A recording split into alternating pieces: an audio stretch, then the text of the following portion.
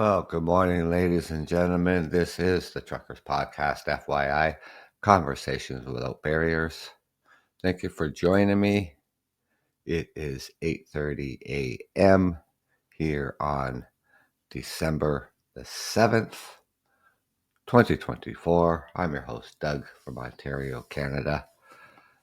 Well, I hope everybody had a good week. And, wow, what a week it was. Glad it's over with.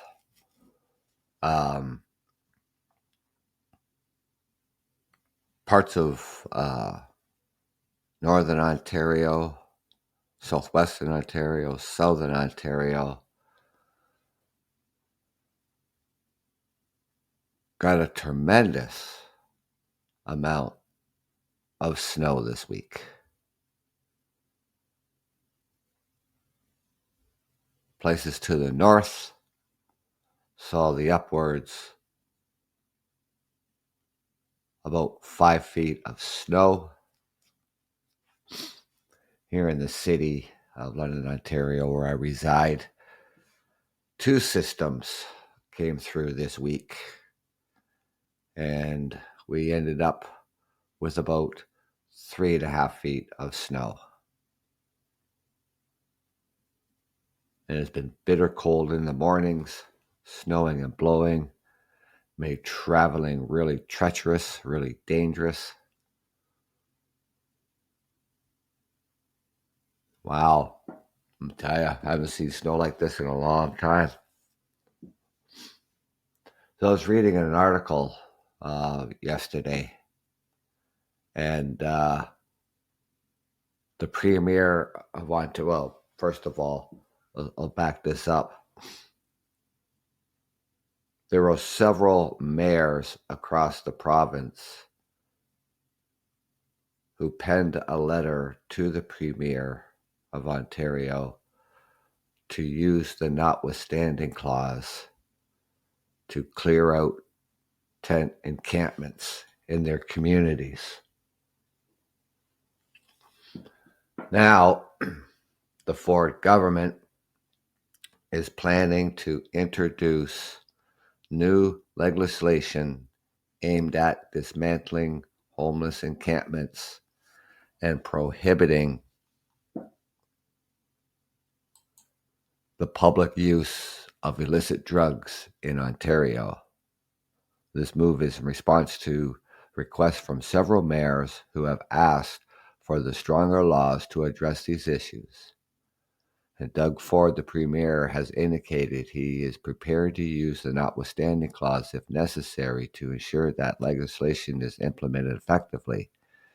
And the notwithstanding clause found in Section 33 of the Charter of Rights and Freedoms allows federal or provincial governments to pass legislation that operates notwithstanding certain charter rights. This clause can be used to override sections of the charter related to fundamental freedoms, legal rights, equality rights for a period of up to 5 years.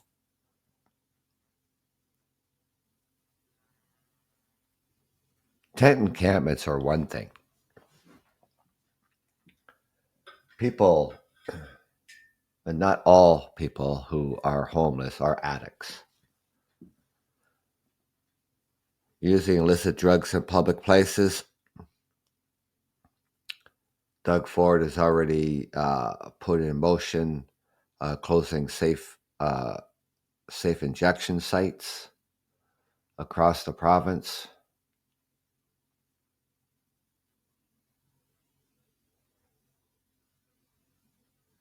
Users, not dealers, don't get this confused.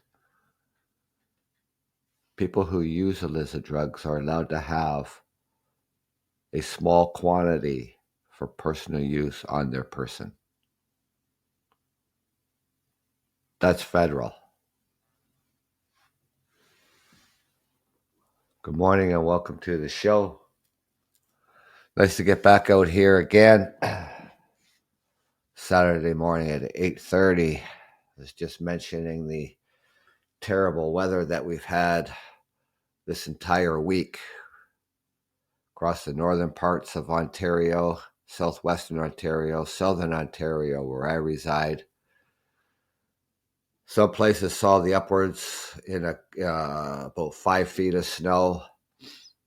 We had 2 systems come through the city where I reside, and we have about 3.5 feet of snow.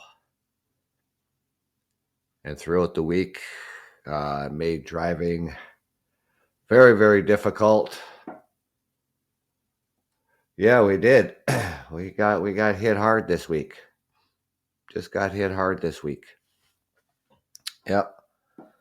So I had Monday off because that was the first system that came through. And then the second system came through Thursday afternoon. And it shut down. I mean, it shut down highways. It wasn't good. So glad that's over for now, and it's not officially winter yet.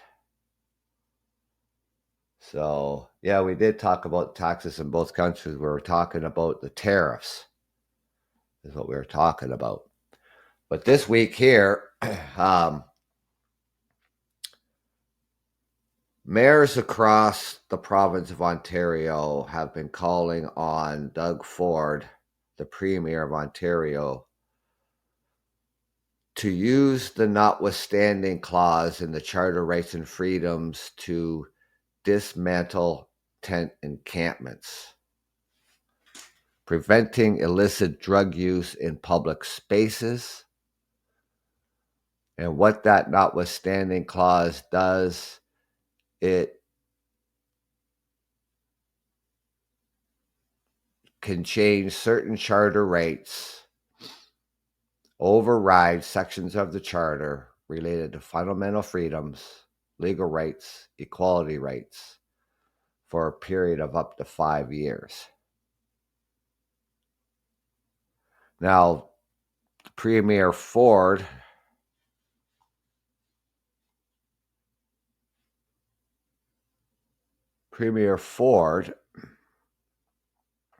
proposed legislation aims to prohibit the use of illicit drugs in public, provide new tools and authorities to help police enforce this prohibition, enhance penalties for who repeatedly break the law, introduce new approaches to treatment and rehabilitation, prioritizing recovery over incarceration, because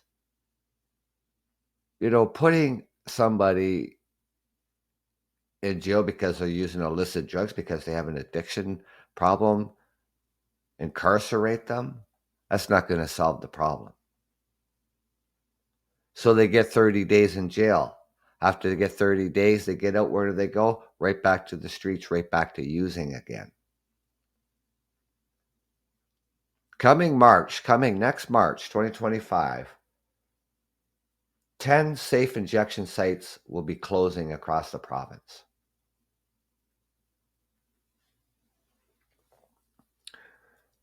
We don't even know what that plan is going to look like for rehabilitation, for treatment. We have no idea what that's going to look like. So prioritizing recovery over incarceration for minor and nonviolent drug-related crimes.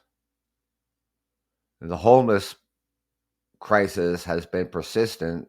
It's been a persistent issue, and the lack of adequate shelter space and funding.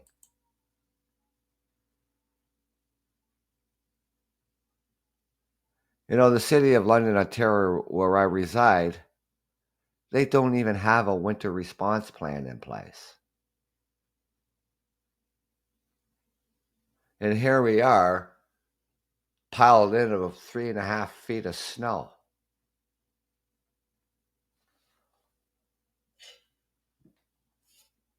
If the Arc-Aid Mission Services of London doesn't get more money by the end of December, they'll have to close 30 beds.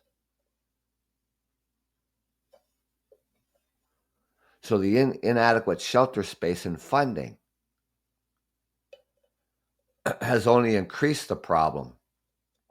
And like I said, mayors across Ontario have indeed been calling for more support from both the provincial and federal governments to address this crisis.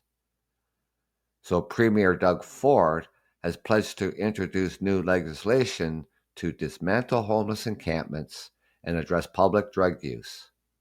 But this approach has faced criticism for not inadequately addressing the root causes of the homeless to begin with.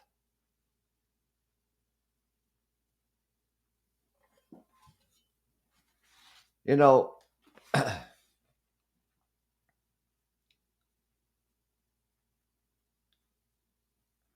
in the early 90s, our national housing program was eliminated. And how did we let this happen?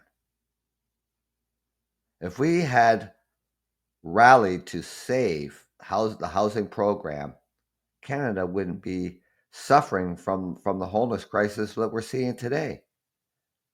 And from the end of the Second World War until 1993, the National Housing Program built 650,000 units that continue to house 2 million Canadians.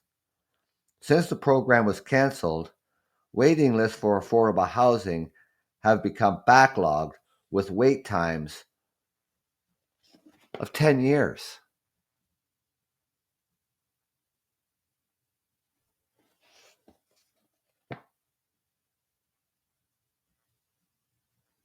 For most of the big cities. And despite clear evidence that housing is necessary for basic health and survival, the federal government withdrew from social housing.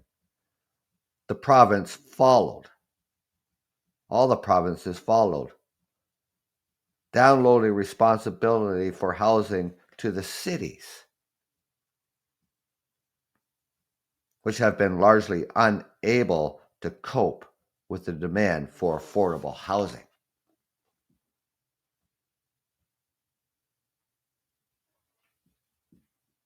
And we're seeing that slowly disappear. Big corporations coming in, buying up the older properties.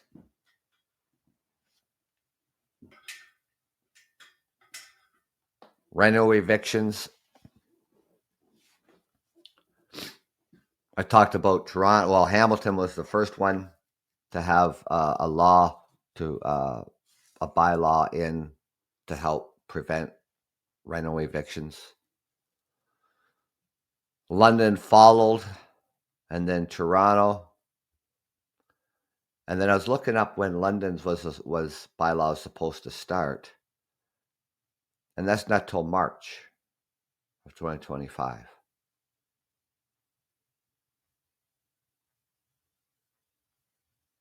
And it's ironic that any bylaws the cities make, they put the bylaws in effective immediately.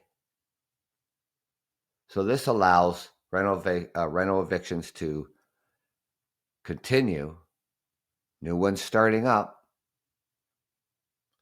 Toronto, they just put their bylaw together, and it doesn't start until July 2025. And I'm thinking, what the hell is the point?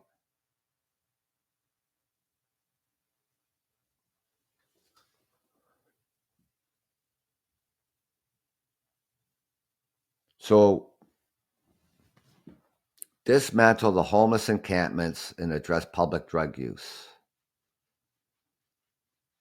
Where are they going to go? Because, like I said, here in London, Ontario, we don't have a winter response plan. We don't have extra shelter spaces. The shelters are full, my friends.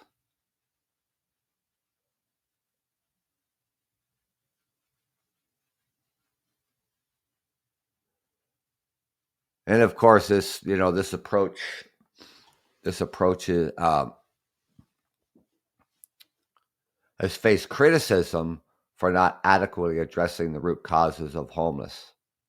The mayors have emphasized the need for more shelter space, mental health support, and addiction treatment and have called for sustainable funding to support these initiatives. So, where is the federal government? Where is the provincial government? 1993 is when they stopped.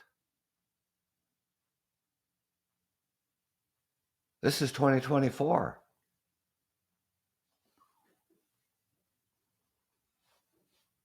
So we need that sustainable funding to support these initiatives. The federal government has committed significant funding to tackle homelessness, including a $1 billion commitment to Reaching Home strategy and additional funds for innovative projects to prevent homelessness.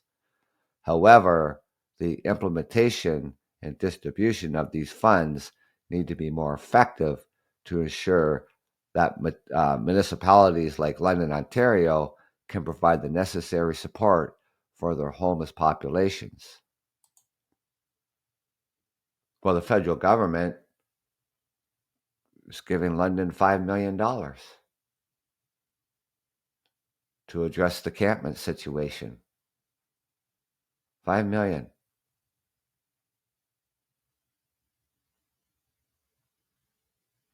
That's ridiculous.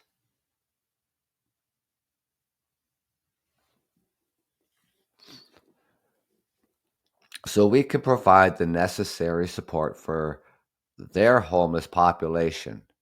It's clear, and it's got to be a clear and more comprehensive, compassionate approach is needed to address this crisis. This includes increasing shelter capacity, mental health and addiction services, ensuring that funding is allocated effectively and efficiently to support the need in addressing the homeless crisis requires a comprehensive approach.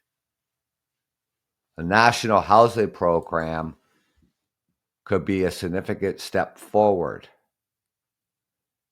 Canada had a robust national housing program from the post-World War II area until 1993, which helped build 650,000 homes, affordable housing, and provided support to low-income families.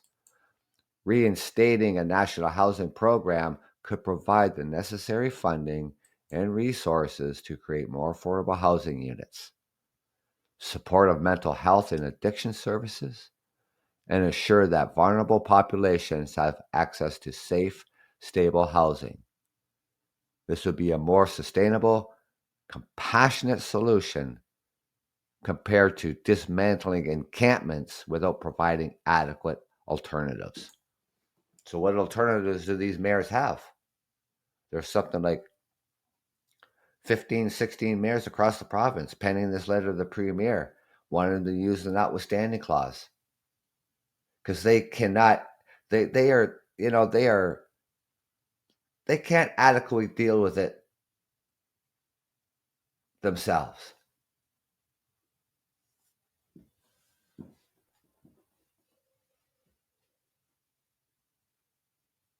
They've had plenty of time to deal with this,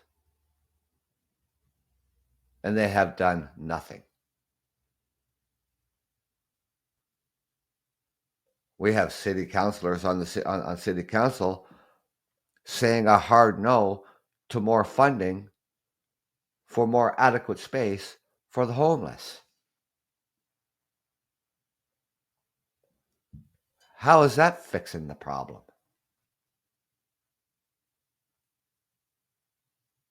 When you have agencies asking for some more money to add some more beds so we can get people out of encampments and into shelter. Then where can we start addressing their health concerns, their mental health, their addiction? You can't do it out there. You can't do it while they're in the encampments. You can't do it while they're on the streets.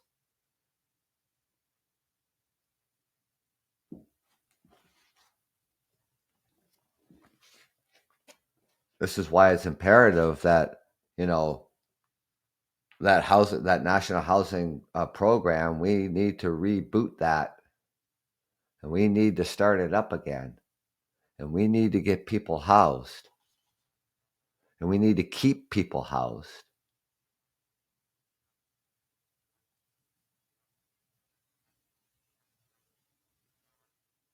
For their mental health, for their overall health, and survival.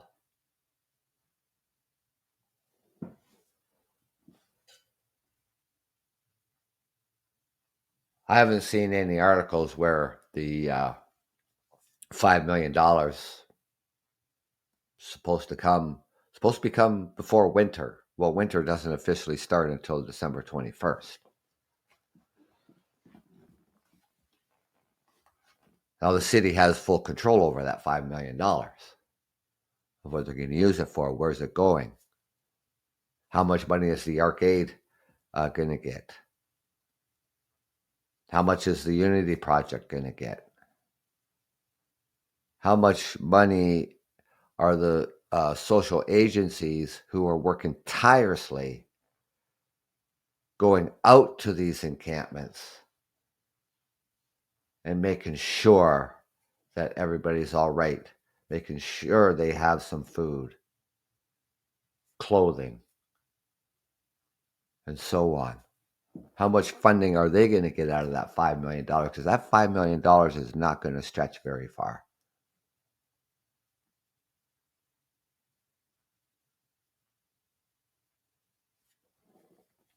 The housing first model is the way out of this. And that's why we need to have that national housing program started up again from the federal government and the provincial government.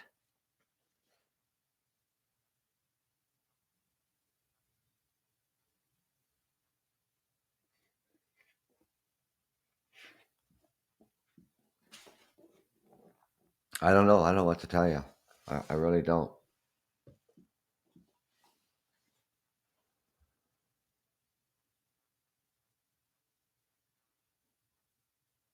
An Ontario court ruled that cities, towns, municipalities can't dismantle tent encampments unless there is adequate shelter for everyone. Doug Ford also mentioned so this new legislation that's coming next week, and he said if the courts intervene, then he will invoke the notwithstanding clause.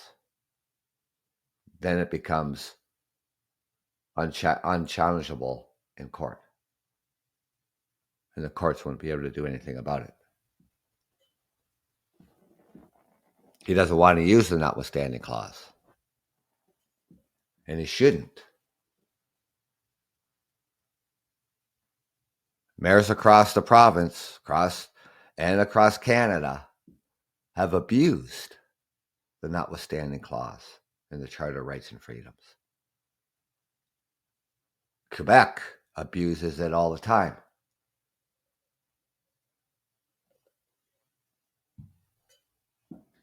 People in Quebec,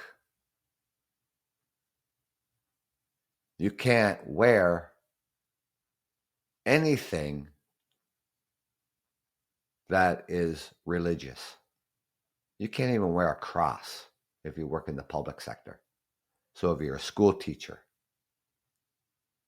right? You work in government offices, you're a police officer, childcare workers, it doesn't matter. In the public sector, you cannot wear any religious symbols. And he used the notwithstanding clause to put that in, and that is just ridiculous.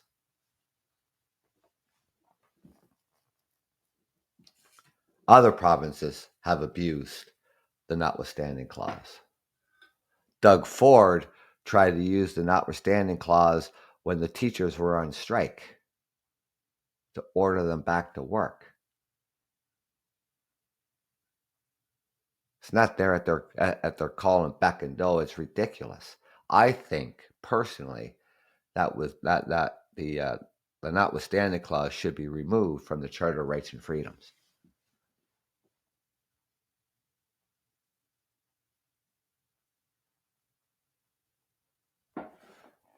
The federal government can invoke the Federal Emergencies Act, and they did that in 2022 with the truckers' convoy in Ottawa to clear them out of there. That's different. It's sort of like the notwithstanding clause because it overrides your freedoms. Or it overrides your freedoms, your right to protest.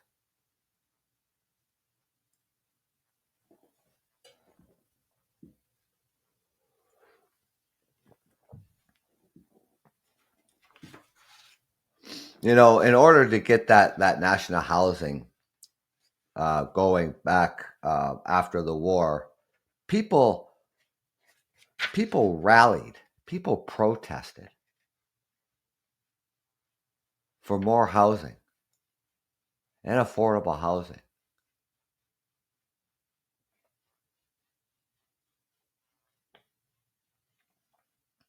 In order to get more housing built. Maybe it's time we need to do it again. And it's not just social housing, and social housing with supports in order to address people's overall health, their mental health, and their addiction. It's housing first.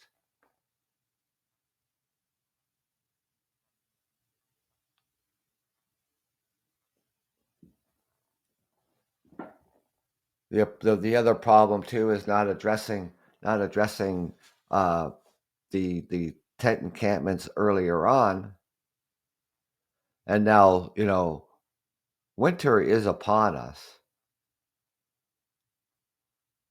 and not having adequate shelter. People are going to use the emergency departments.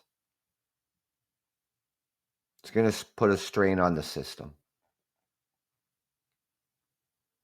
And if they need to be hospitalized for whatever period of time, there's no housing for them to go back to. They're just released back out onto the streets again. It's just a vicious circle. It's a revolving door. And we're not doing it my opinion is we're not doing it the right way.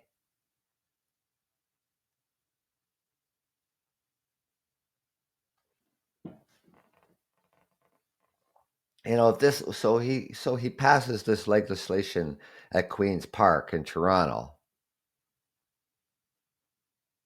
Where's the adequate shelter? Where's more shelter beds?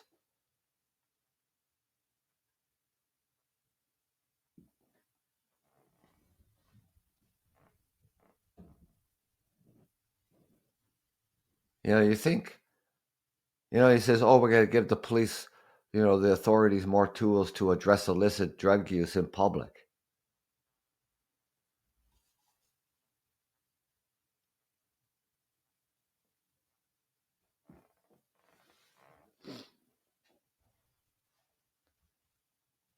I think the police have enough to do every single day. We'll let the emergency services, as they always have,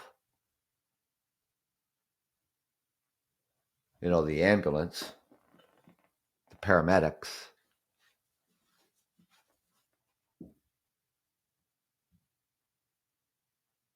Does he think that the police are going to be, patrolling the downtown area 24/7, just looking for somebody using illicit drugs in public?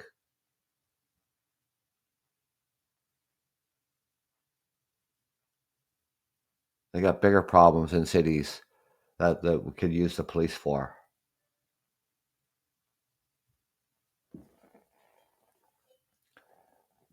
It's legal for a user to have a small quantity of illicit drugs on their persons for personal use. It's legal. It's like smoking marijuana. It's legal. I can walk down the street and smoke a joint.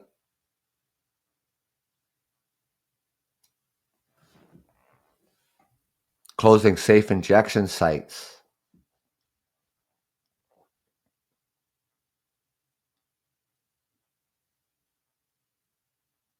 I think it's going to create a more big of a problem than what the premier thinks.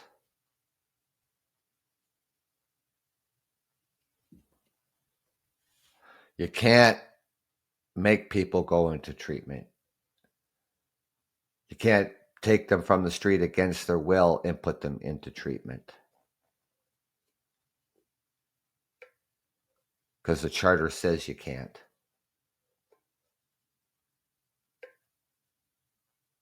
Life, liberty, and security of a person. Section 7 of the Charter of Rights and Freedoms.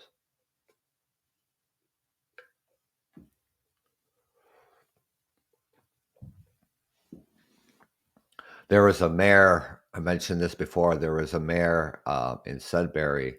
He said that people with a mental illness and addiction, he says that the charter was not meant for them.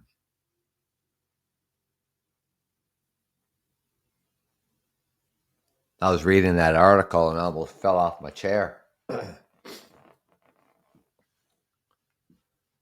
that, in fact, it does protect people who have a mental illness and an addiction.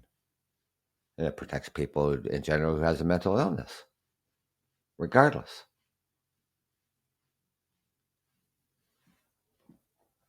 You know, if you're going to be a mayor of a city or a town or a village, you better read the Charter of Rights and Freedoms before you open up your mouth.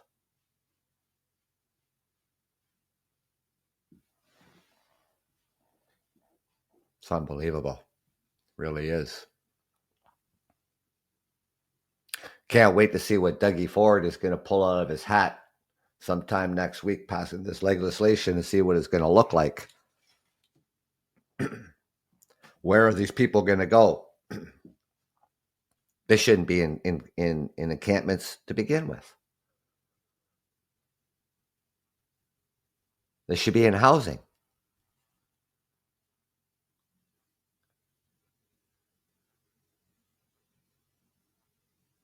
That's where they're supposed to be, in housing.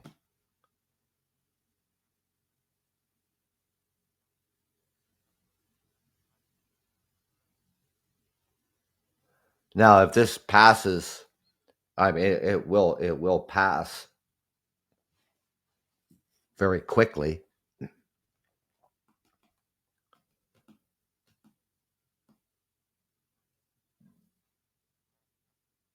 And we'll see what happens then. Because right now, I'm telling you, ladies and gentlemen, you can go to any shelter, and there'll be no space available. None. So all these people who are out in these encampments around your towns and your cities,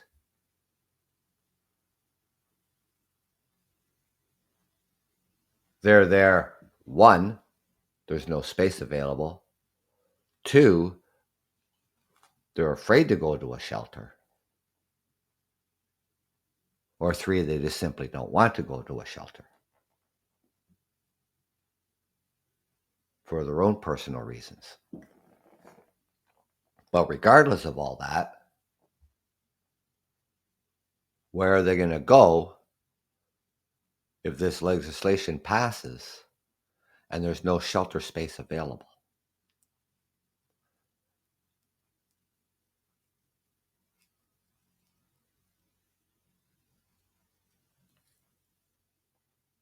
And who's going to step up? Churches might step up. Synagogues might step up.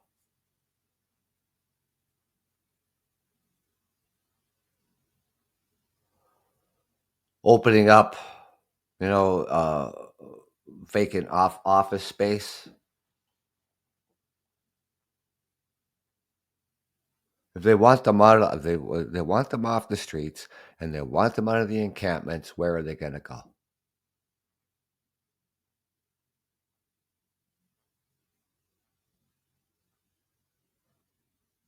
We've had years and years and years to deal with this, but we left it up to the social services. We left it up to the shelters.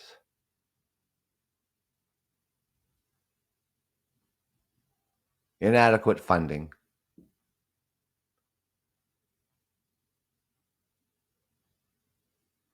and nothing in a way of solving it from any city council for decades.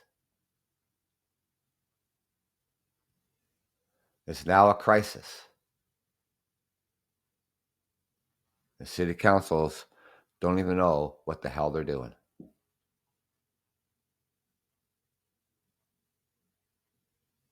So the only alternative that they can come up with is that, oh, we need to use the notwithstanding clause. We have to ask the premier to use the notwithstanding clause because we don't know how to fucking deal with it.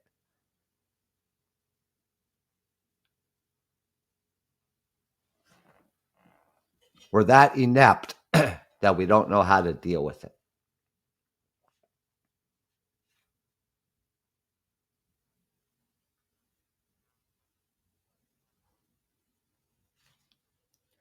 We'll see what happens in the coming weeks.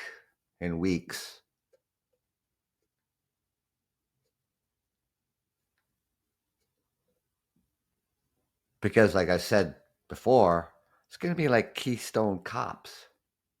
You tear down the encampments, they're just going to set someplace up again. You're going to tear down that encampment, they're going to set it up again someplace else. And they're going to continue to do that.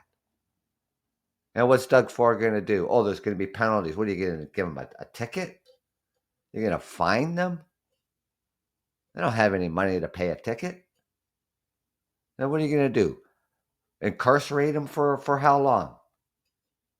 10 days, 30 days? Courts still don't have time for that shit. How long it'll take that? You know how long it'll take that to go to court?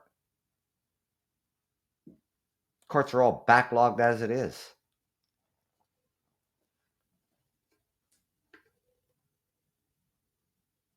We need addiction treatment. Not everybody's going to want it, but we need it. But and for mental health illness,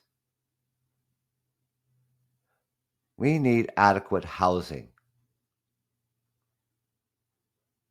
That's what we need. Adequate housing, supportive housing.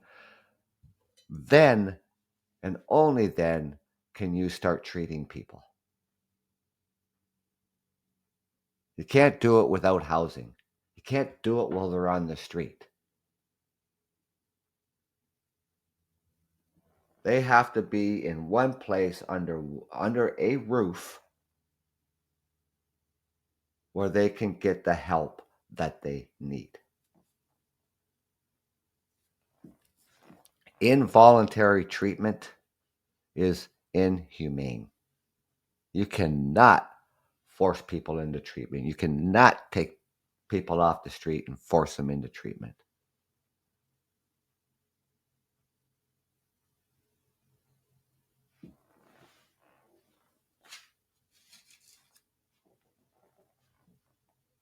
And this is what they're coming up with. You know, using sections of a jail for treatment when jails are already full.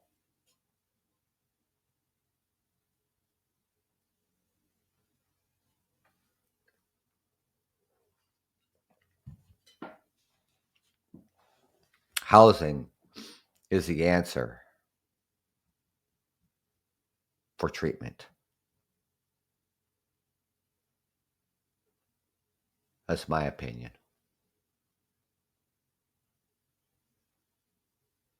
The housing first model is the way out of the housing crisis, too. Affordable housing, social housing. That's why we need the National Housing Program back from the province and from the federal government.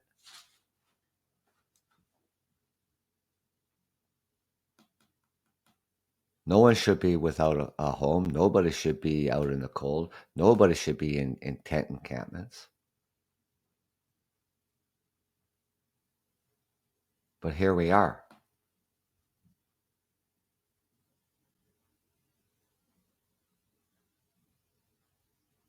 I don't know how they didn't see this coming. I really don't. They knew we had no social housing for decades, for one. People on a wait list for 10 years.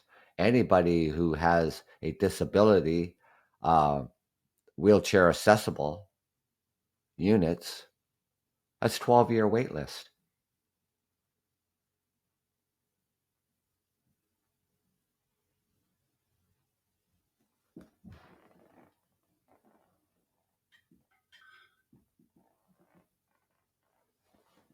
I don't know what to tell you. I really don't.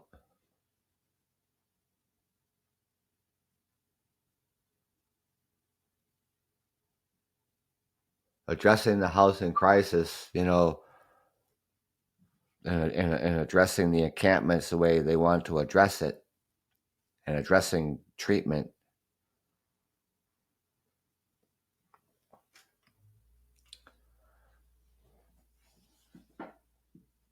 The data, when it comes to involuntary treatment, the data shows that there isn't enough data to show that it's effective.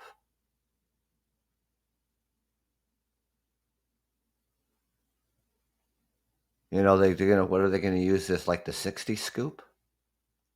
And the 60 scoop is about the residential schools. They took more children, indigenous children from their families, put them in residential schools against their will.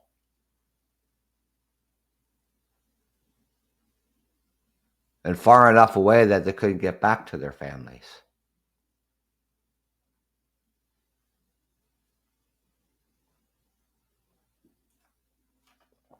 And this is kind of an idea that they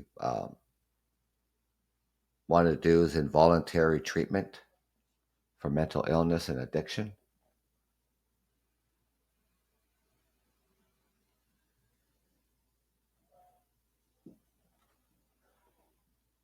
They're scrambling, is what they're doing. And they don't know what they're doing. And that's really unfortunate.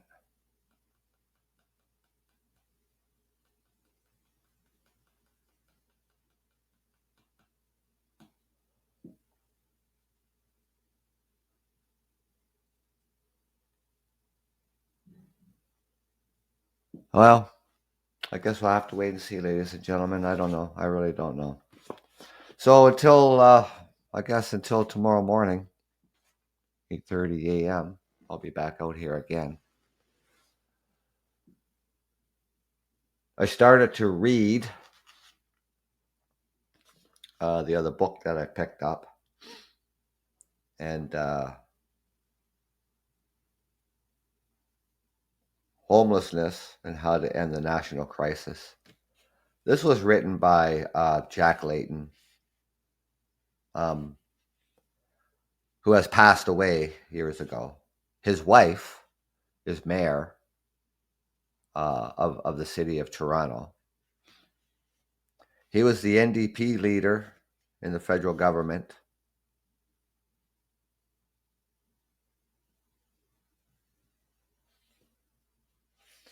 So I just started to read this book.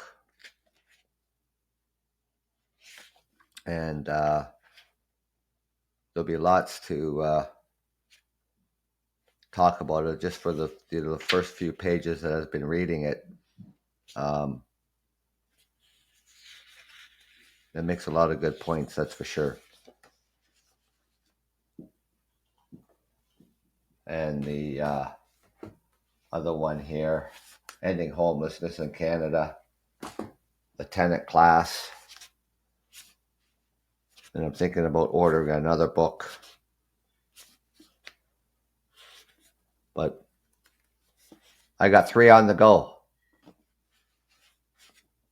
So, anyways, take care, ladies and gentlemen. Enjoy your weekend. Hooray, it is the weekend. So total, I guess, tomorrow morning at 8:30 a.m. So if you can join me, that's great. If you can't, I understand. Until then, take care. And thank you. This is the Truckers Podcast, FYI, Conversations Without Barriers. I'm your host, Doug. Have a good weekend.